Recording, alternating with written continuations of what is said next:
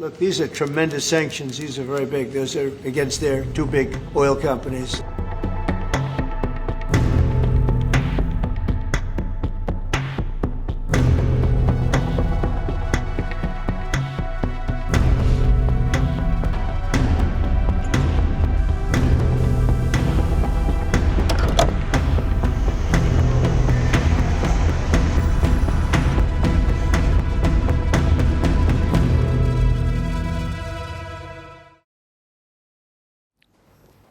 So Donald Trump has pulled the trigger on sanctions. He's targeting Russian suppliers directly, and the impact was immediate.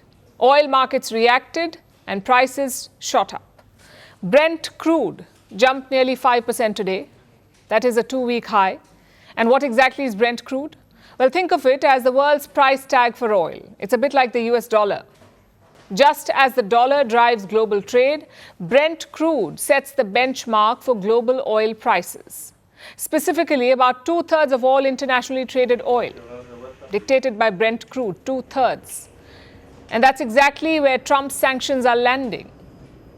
So where does oil go from here? Will oil become more expensive? Chances are it will. Let's break it down for you. How do the sanctions affect the global supply of oil? Now, as you know, Russia is one of the biggest oil producers in the world, and Donald Trump has sanctioned Russia's biggest suppliers, Rosneft and Lukoil. These two companies supply 5.3 million barrels per day, 5.3 million barrels to the global markets. That's 5% of the global supply, coming from two Russian companies.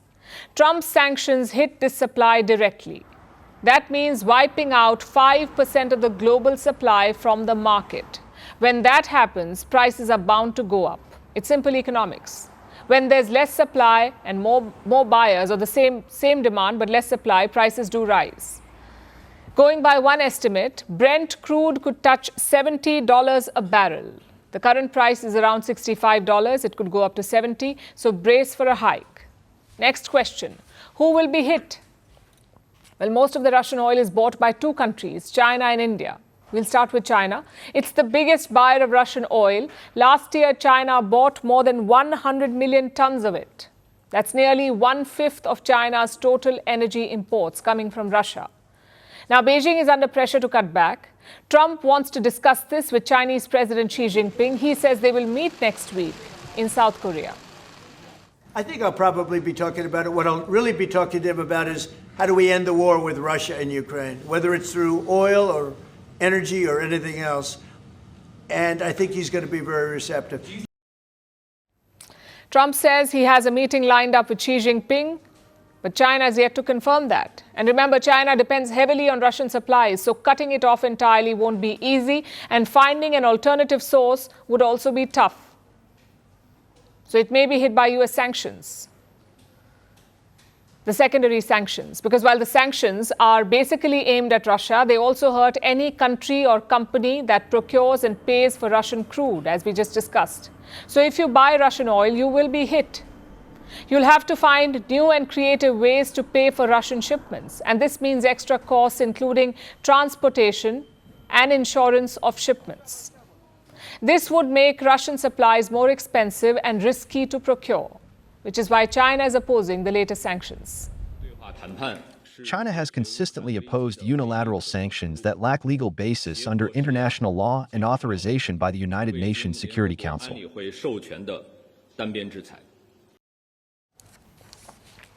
Now let's talk about India. Just like China, India is also a major buyer of Russian oil. This year, 36% of India's oil imports have come from Russia, which is the same as last year.